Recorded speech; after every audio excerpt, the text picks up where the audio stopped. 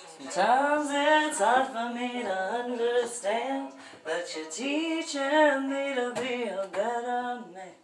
Whoa. Hi. So I'm going to continue reading from my book, Finding a Silver Lining, which you need, Finding the Silver Lining by Susan MeeLing.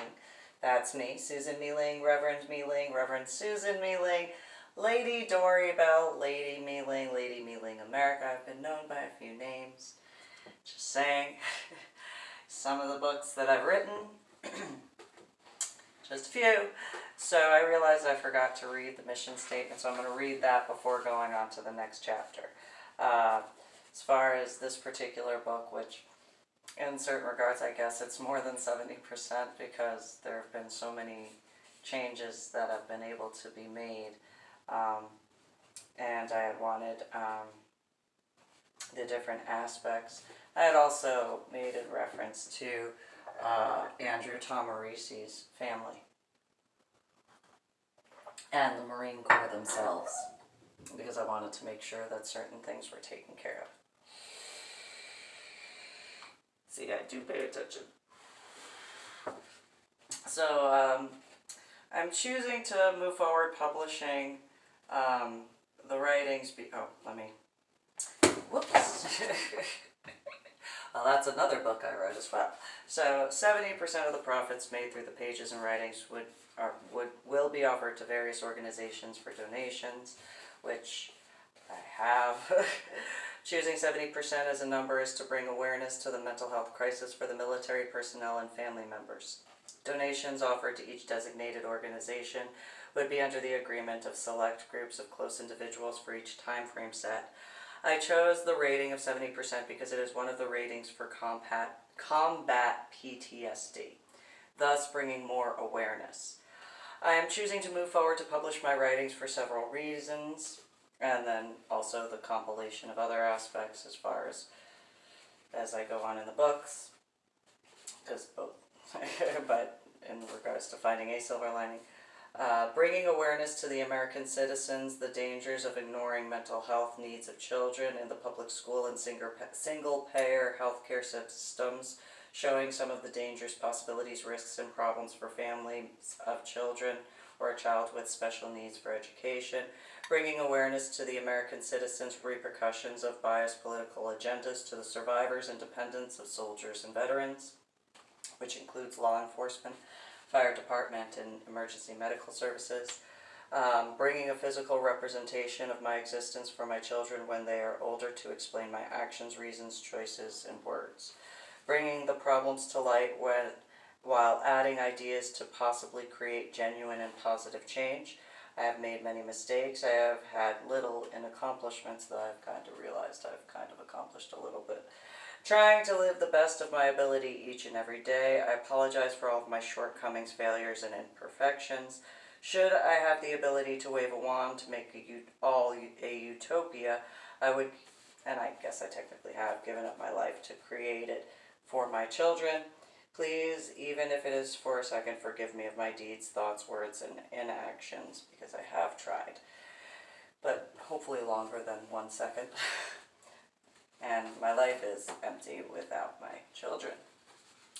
Because, well, that's all I have known, as I have explained before. So I'm going to go on and reference to Chapter 3. This is what I went through in my childhood.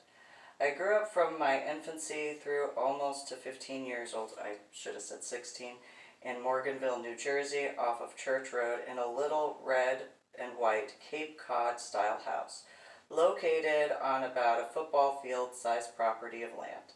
The front yard had a white 2 horizontal log with posts which were average 8 to 10 feet apart of a wood fence line. I can still remember looking up to the flowering cherry tree within the northern part of the front lawn. There were hundreds of irises, tulips, rose, kale, ornamental cabbage, lily of the valley, daylily ferns, lilacs, dogwood, forsythia, azaleas, and many other gorgeous plants all throughout the land of the property. Not only was the yard full of lovely, silky, to walk upon fescue grass, but there also had been an edible garden just beyond the filled-in area of the Olympic-sized pool in-ground.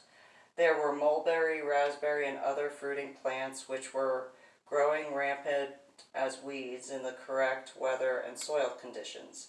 Inside the section of the garden, tomato, cucumber, snow pea, carrots, onions, and many other vegetables grew. Irony, I kind of recreated that in San Antonio in certain regards.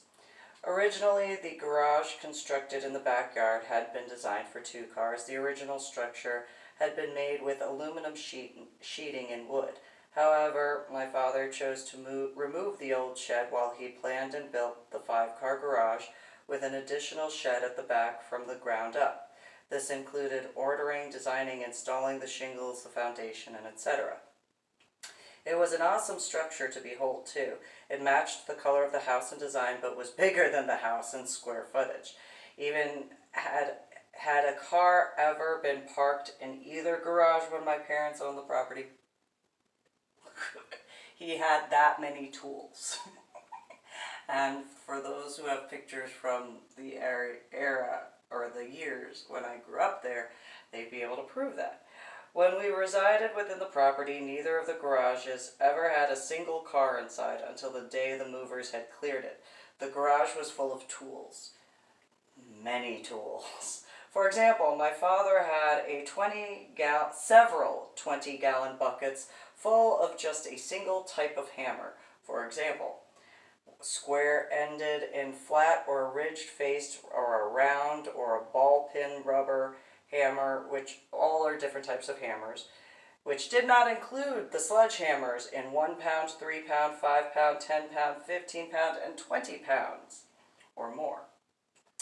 Each in their own separate container for all matching of the same style. There were random bungee cords he had found, kept in a garbage bin, Phillips screwdrivers, flatheads, and multiple buckets of circular saws, drills, not including the 2 to 3 different radial arm saws. That's just the beginning of the tools, and those were just some of the woodworking tools. That did not include nor begin to list the auto mechanic tools or the jewelry repair tools. And that was just in the garage. That didn't include the basement or the second story. Or the shed that was outside of the basement. He had a few tools. And he downsized when moving from New Jersey to Illinois, and downsized again when moving from Illinois to Texas. Just saying. For those who have seen the house in San Antonio and the tools that Mike has, that is downsized. There is no basement. And that was a 2-car garage with the 2 different sheds in the back. Nothing compared to New Jersey. Just saying. Those who knew him in New Jersey could verify that. Not only did that man have every nook and cranny of the garage filled to the brim with varying degrees and sorts of tools, multiples of almost every type, but underneath the house was a full-size basement too, full of an ungodly amount of belongings, because it was not just tools in the basement. Tools for almost every occasion, filled anywhere my father could store them and where my mother biologically could not see them. I know that there are plenty of individuals who understand that. Not forgetting the dark room, which he had also filled underneath the stairs for his photography, because he did film photography, and he developed his own pictures.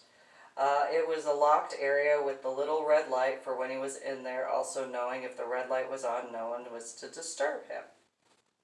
Because those who have developed film photography know you best not open that door. You know what happens to the pictures as you're developing them when that occurs. If you do not know what occurs, then don't find out the hard way. Takes a lot of time. Just saying. Back to the tools my father owned, he would always joke with Patty, or Patricia, my biological sister, my biological mother, and I, how Home Depot was a pacifier for him, and each and every tool was a new baby. The irony is, I call Home Depot Dom Depot. Can you see how I'm my father's daughter? Can you see in certain regards, especially if you do? And so I found a different use for some of those tools in certain regards. Just saying. I do not deny that. I built that bed frame. I did that all by myself. I did. We'll go into that later. There is one person who got to see all 3 levels and chose the because I made, okay, so I'll pop real quick. So I had made a 3-level bed for her. And I wrote about it under my original FetLife profile, where a certain someone thought that I needed help building that, and no, I built it myself. However, I had built a level that I called Hell. Called it Hell because it was a frame inside of the bed, because it was a sunken-in area where the mattress fit. And then I made a T. And then I had horse hitches at the 4 corners, and then 1 extra horse hitch at the center area, and then the T was kind of like a cross where the shoulders could rest on that beam, and then the thin beam where the legs could be, whether they were spread eagle or, you know, up and down. And that guy that I was engaged to was like, no, don't want to go there. Don't want to go there. No, I can't believe, oh my God, you built that. Yes, I did. Thank you. You like that? Not that level. Then there was Purgatory, which was a set of MTF boards that were cut to fit on the interior, and the horse hitches from the base could, you know, go in different levels. And so with the I don't deny being into BDSM or the swinger lifestyle, but that's more BDSM, no denying that. And for the first time, he was like, yeah, I'm all manly. Yes, you are. You so manly. Which one you want to do? And he wanted to try Purgatory after, because he wanted to test how I built things. Afterwards, because he was going to break the chains that I made. Got 1,500-pound weighted chains. I don't think he understood that until afterwards. And then Heaven was when putting the mattress on top of that, and then different cuffs for all 3 levels. And so he preferred Heaven after that. He went to Purgatory once and he was like, nope, I'll stick with playing in Heaven. Okay. Why? Don't want to test that anymore? Nope. Why not? You want to test to see how strong I can build something, huh? Huh? You want to test and see how strong I can build stuff? Nope, not again. Okay.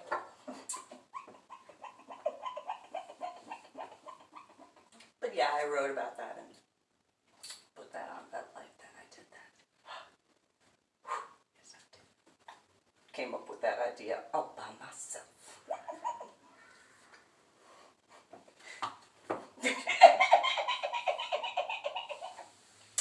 Anyway, going back to the book. To think my father was a pack rat or even possibly a hoarder is an extreme understatement when it came to tools. Because tools, there were not enough tools. Like, no. 2 to 3 radial arm saws? One isn't good enough for a residential house. Gotta have 2 to 3. Just- they all came in useful. I'm not knocking it. It's just one of those. He had a lot of tools. And again, by the time in San Antonio, that's the downsized version, like by a lot. However, my father's life prior to that was a nightmare, causing the hoarder-like behavior. At least that was my opinion. While I was growing up, my father was a first-generation born Chinese male, obviously being my father. The typical thought when it is learned, his father, who would be my grandfather, had chosen to abandon the 2 children he had with his wife after she died. The grandparents to my father chose to keep the female, which is my great-grandparents. And that would be my aunt that they kept, as my father was the one who was sent into the state's custody.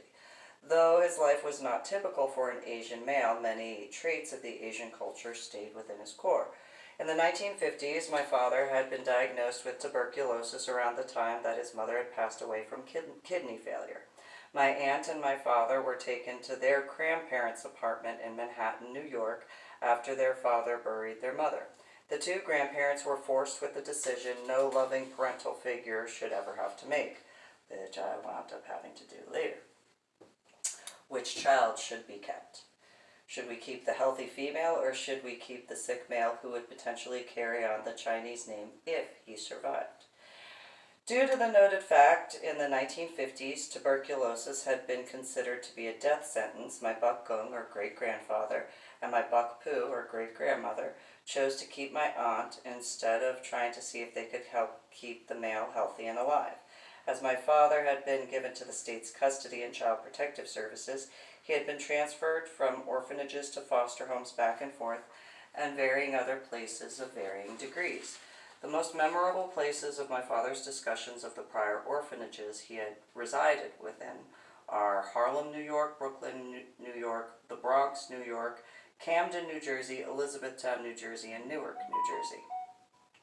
My heart sends healing love to anyone who was or is fostered, institutionalized, and moved around like cattle by the state's child protective service system with blatant disregard. Not that all of the different state systems are like that, though that's how the children feel.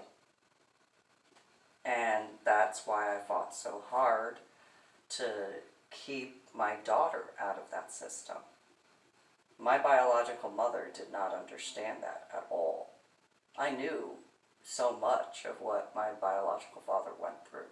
He may not have spoken about it nearly as much, but it was enough to make a mark where I didn't want my daughter or my son to have to go through that. I didn't want any child to have to go through that. So, my biological mother had been raised by her mother, my grandmother, who had been left and jilted by her first husband, both my mother, biologically, and her older brother, Danny's father. After their father left the children and wife, when Danny was 8 years old, he and some of his friends went to a pond to play, but no one of them knew how to swim. I do not recall whether Danny fell in accidentally or he jumped into the water to try to save his friend. However, Danny had drowned in the process while at the pond or lake. And there was another child who was there as well. That's why I wrote that. When my mother biologically had been left as an only child with her jilted mother, her mother ran all over town at all hours of the night and day. My biological mother had to learn how to take care of herself and quick.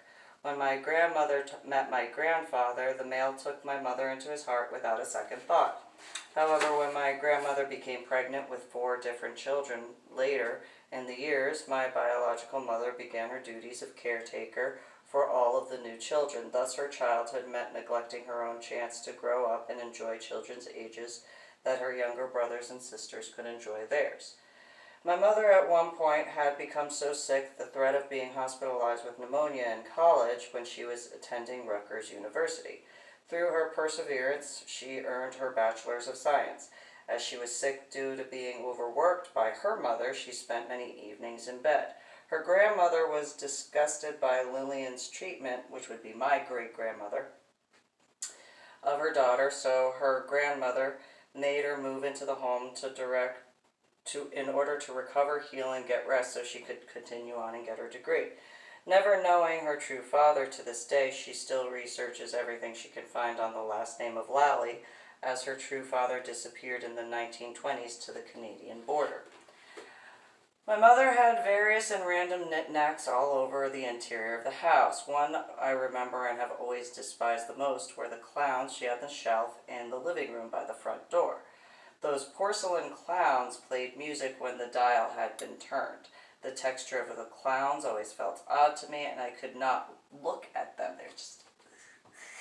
Even now, remembering what they look like, I know there are people who know which clowns I'm talking about, and they're just, so creepy.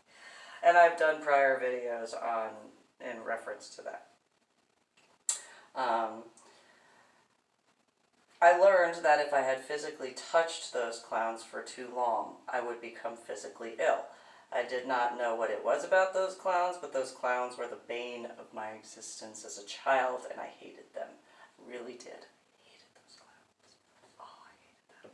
They're so creepy, and so gross, and just ew, and they were scary, and just, ugh. Right. As I look back, I guess I could see why my mother chose to hold them close to her heart. In order to fool someone of what is truly going on within, my mother had been taught from childhood she had to put on a mask wherever anyone was around her to hide the home situation, which I understood that, but I didn't do it so well as she did. It was ingrained into her very soul, and I send love to those who were stifled and forced to be anything but themselves as individuals. Ironically, both my mother and father had looked at joining the Air Force once, but both backed out for one reason or another.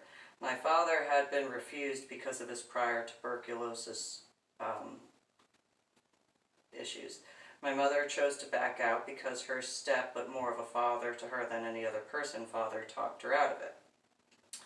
My mother and father met in an apartment complex in their late 20s. My father had varying jobs from an EMS driver, jewelry maker, or repair after graduating from the School of Bulva, had been a taxi driver, a salesman, a merchant marine, and etc. My mother became a programmer for Prudential for 17 years, as my father worked from home before going to nursing school. My younger sibling was born in 1986. She was always my parents' pride and joy because of her natural femininity, her grace, her looks, her plans, and her ideals in comparison to mine. She could do no wrong in their eyes. At first there was love between, but as time wandered on, one was always treated better than the other, and we went our different ways in life. I did try. I did actually like her as a baby. And then, you know, and then she started understanding how much more important to everybody she was considered than I. And I was put on the back burner, and I did what I could to prevent my son and my daughter from ever feeling like that. My sibling and I originally had shared a room for most of our time in the house in New Jersey. However, once our father began attending nursing school and he had fully ended the jewelry business and cleared out the room, I moved into it afterwards. My room was in the northernmost portion of the house, having the perfect view of the flowering cherry tree in the front yard. It did not happen until I was 13 years old, but better late than never. My mother was a deacon and my father was a trustee of a Presbyterian church in Manalapan Township within New Jersey. The church had been founded upon within history as the church itself, but had been used as a hospital during the Revolutionary War. To this day, former President George Washington's outhouse still stands behind the church, though I will write about that, and I have discussed more. First, though my parents told me on a semi-weekly basis about my label of accident for the two of them, when my little sister came into the picture, life changed more dramatically than I had anticipated. Though not raised within the Chinese household, my father wanted a male for the firstborn. However, I was a result when coming out on 29 August 1982. As my parents learned many years later, forcing a child to live in the parents' ideals of who the child should be rather than who the child is may choose to become As my parents learned many years later, forcing a child to live the parents' ideals of who the child should be rather than who the child may choose to become will result in problems later in life for all. I grew up playing mainly with males, whether I was at my babysitter's house playing with the different neighbors, and inevitably I usually ended up spending time playing with the males. Football, hockey, ice, and roller street hockey were favorite. Basketball, baseball, dodgeball, soccer, and the like were only a few of the favorite sports I had to play when I was younger before becoming involved with track and field.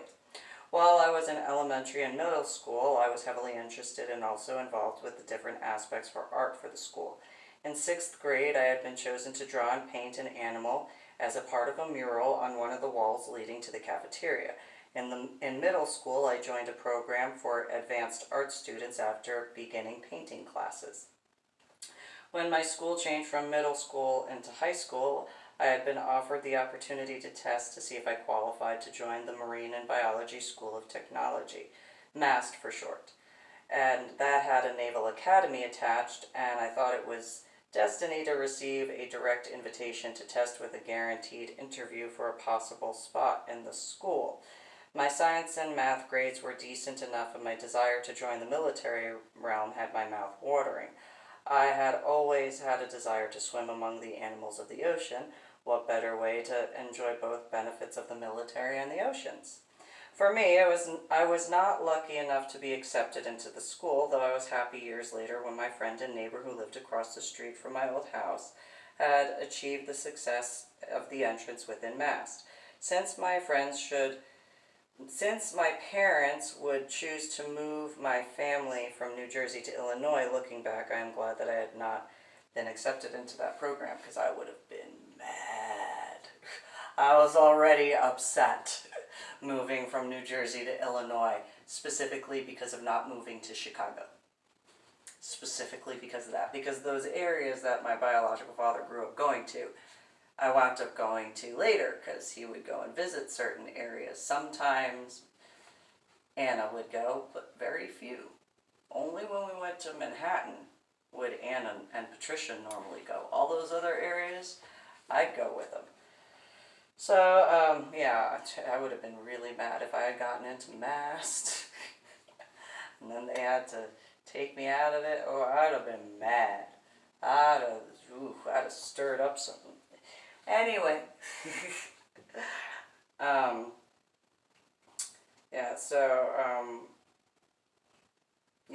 by the way, we lived more than 2 hours away from the Chicago area. Yeah. And see that, you didn't see that. Why, big difference. Nothing wrong with small towns. I enjoy small towns. But as a teenager and growing up in one area, it's a big culture shock. So the silver lining is similar to a double-edged sword. Though the majority of the positive memories and life experiences were within the Northeast coastal area, the majority of memories were lost are from a time frame within the northeastern coastal area of the United States of America. Though I joined the military of the 1990s Twin Tower bombing, the majority of people whom I had life experiences with either have a name without a face or a face without a name, though I appreciate the few memories I can recall, for I long the memories of the ones lost. Because, well, that is the reality. You know, I can remember some people,